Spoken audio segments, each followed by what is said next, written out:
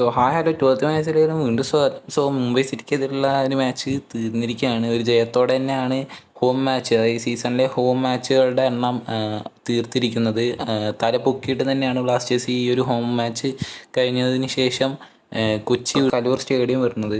So pre match ടോക്കിൽ പറഞ്ഞ പോലെ അല്ല ഈ ഒരു മാച്ചിൽ നടന്നിട്ടുണ്ടായിരുന്നത്. സോ ഫസ്റ്റ് ഹാഫിൽ തന്നെ അത്യാവശ്യം പ്രസ് ചെയ്ത് കളിച്ചു. സെക്കൻഡ് ഹാഫിൽ നല്ല രീതിക്ക് തന്നെ പ്രസ് ചെയ്ത് കളിക്കുന്നുണ്ടായിരുന്നു കേരള ബ്ലാസ്റ്റേഴ്സ്. പല നാടകീയ സംഭവങ്ങളൊക്കെ ഉണ്ടായി. ഐമന് രണ്ടാം മിനിറ്റിൽ തന്നെ യെല്ലോ കാർഡ് കിട്ടിയത്, പിന്നെ അതേപോലെ തന്നെ ഐബന് ഒരു ഹാൻഡ് ബോൾ അപ്പീല് അത് റെഫറി സിൻഡിനാട് അത് അലോ ചെയ്തില്ല.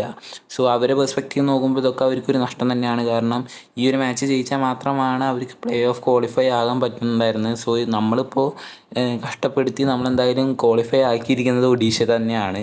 സോ ഒഡീഷയുടെ ലാസ്റ്റ് മാച്ച് കഴിഞ്ഞതിന് ശേഷം ഹ്യൂഗോ ഗോമസ് പറഞ്ഞിട്ടുണ്ടായിരുന്നു കേരള ബ്ലാസ്റ്റേഴ്സിൻ്റെ മാച്ച് ഞങ്ങൾ പ്ലെയേഴ്സ് എല്ലാവരും കൂടി ഒപ്പിരുന്നിട്ട് തന്നെയാണ് കാണാൻ പോകുന്നത് എന്ന്. സോ അങ്ങനെ നോക്കുകയെന്ന് വെച്ചാൽ അവർക്ക് എങ്ങനെ ഒരു സിനിമാറ്റിക് ഫീൽ കൊടുത്തിട്ടുണ്ടാവും ഈ ഒരു മാച്ച്. കാരണം അവസാന നിമിഷം ബികാഷിനത്തിൻ്റെ ഒരു ഗോൾ ലൈൻ സേവ്, പറന്ന് വന്ന് സേവ് ചെയ്തു. എൻ്റെ പൊന്നോ, അതൊക്കെ കണ്ടപ്പോൾ ഒരു കൈക്കോട്ട് സാധനം കയറി. കാരണം ബികാശുനം നമ്മുടെ ടീം സ്ക്വാഡിലേക്ക് വന്നത് ഒരു പ്രോപ്പർ ഹെൽത്ത് സിറ്റുവേഷനിലൂടെ അല്ല. പിന്നെ അതേപോലെ തന്നെ പല കാര്യങ്ങളും ബികാഷിനെ കുറിച്ച് പറഞ്ഞിട്ടുണ്ടായിരുന്നു. പക്ഷേ ആ ഒരൊറ്റ സേവ് കൊണ്ട് നമുക്ക് ആ ഒരു നെഗറ്റീവ് ഫാക്ടർ ബികാഷിൻ്റെ ഫുൾ പോയിരിക്കുന്നെന്ന് നമുക്ക് പറയാൻ പറ്റും. ആ നിമിഷം ഒഡീഷ പ്ലേയേഴ്സിൻ്റെ ഇടനെഞ്ചിലൊരു ഇത് വന്നിട്ടുണ്ടാവും. സോ അമ്മാതിരി സേവ്. എന്തായാലും കേരള ബ്ലാസ്റ്റേഴ്സിൻ്റെ ഇപ്പോഴത്തെ സിറ്റുവേഷൻ അനുസരിച്ച് അറിയാമല്ലോ, നമ്മളെന്തായാലും പ്ലേ ഓഫ് ഇല്ല. പക്ഷേ ജംഷഡ്പൂരിൻ്റെ എതിരെ ഈ ഒരു മാച്ചും പിന്നെ മിലോസിൻ്റെ ആ ഒരു ഓൺ ഗോളും വന്നില്ല വെച്ചാൽ നമ്മൾക്കും പ്ലേ ഓഫ് സാധ്യതകൾ അങ്ങനെ അണഞ്ഞുണ്ടാവില്ല. സോ നല്ല രീതിക്ക് തന്നെ പെർഫോം ചെയ്തിട്ടുണ്ട് ഈ ഒരു മാച്ച്. പിന്നെ ഹോം സ്റ്റേഡിയത്തിലായതുകൊണ്ട് തന്നെ ആ ഒരു പോസിറ്റീവ് നിലനിന്നിട്ട് തന്നെയാണ് ബ്ലാസ്റ്റേഴ്സ് കളിച്ചതെന്ന് നമുക്ക് പറയാൻ പറ്റും.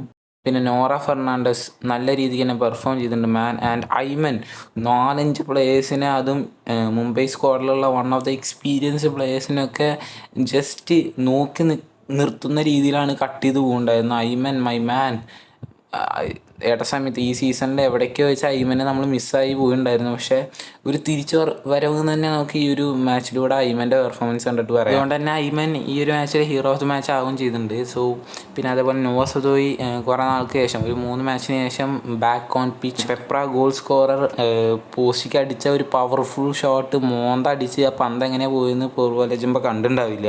ഈ ഒരു പോസ്റ്റ് മാറ്റോക്ക് ഇവിടെ കഴിയാണ്. ഒരു പെട്ടെന്ന് മാച്ച് കഴിഞ്ഞ ഉടനെ വോയിസ് റെക്കോർഡ് ചെയ്യണതാണ്. വീഡിയോ ഇഷ്ടപ്പെട്ടാൽ ലൈക്ക്, ഷെയർ, സബ്സ്ക്രൈബ് ചെയ്യാം. നമുക്ക് അങ്ങനെ കമൻറ്റ് പോലും. ഇനി ഹൈദരാബാദിൻ്റെ എതിരെയാണ് നമുക്ക് മാച്ച് വരുന്നത് ഓൺ March 12th.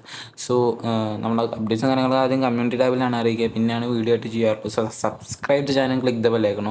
സോ ഈ വീഡിയോ ഇത്രയേ ഉള്ളൂ. Thanks for watching.